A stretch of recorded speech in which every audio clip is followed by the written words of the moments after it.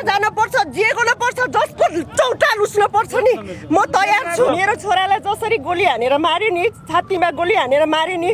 मेरो छोरा त गयो हैन अब मेरो छोराको लागि जे पनि गर्न तयार छु र मेरो छोरा जस्तो यस्ता छोरा पनि जन्मेका छन् उसको मैले हरेक उ हेर्छु म उलाई भेट्न पनि चाहन्थे धेरै खोजेको मैले हैन मैले उलाई दे उ जस्तो छोरा छ अब हाम्रो लागि उ छोरा हो के उले लड्छ अब हामीले मेरो छोराले नलड्नु नसके यी छोराले लड्छन् मेरो छोराले 2 गोली छातीमा खायो हैन उ त गयो उले गर्न नसकेको कुरा यिनीहरूले गर्छन् यी छोराले गर्छन् अब हामी गर्छौं मेरो छोरा गयो हैन अब म तयार छु छातीमा गोली खान म तयार छु जहाँ जान पर्छ जे गर्न पर्छ जसको चौताल उस्न पर्छ नि म तयार छु एउटा पनि म एउटा भनेको छु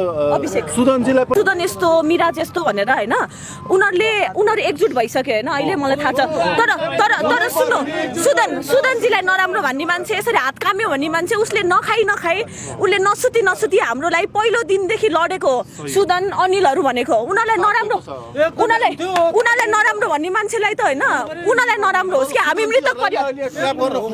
खोजिरहेछ क्या सुदनजीहरू भनेको त एकदम राम्रो मान्छे हो पहिलो दिनदेखि उहाँले हामीलाई हेर्नु भएको हो त्यही भएर उहाँहरूलाई नराम्रो गरेर यो कुरा विभाजन गर्ने काम नगरौँ हैन किनकि मान्छेहरूले मिडियामा भड्काइरहेछ सुदन यस्तो रे यति रे यो उमेर रे त्यो उमेर रे उहाँले हो मलामी जानी उहाँ हो हाम्रो बच्चाको मलामीमा नि आउनु भएको थियो हाम्रो बच्चालाई खुट्टा धोएर पुरा गङ्गा जल पनि खुवाउनु भएको थियो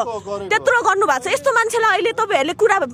फेर्नलाई मिराज ढुङ्गाना के रे प्रवेश दाहाल अनि सुदन गुरुङ भनेर विभाजन गर्नु भन्दा हैन तपाईहरु अरुतिर लाग्नु क्या त्यही हो एकजुट भएर हामीले सुदन गुरुङ चिन्छ अरु केही पनि चिन्दैन फेरि सिधा हामीले के भन्नु न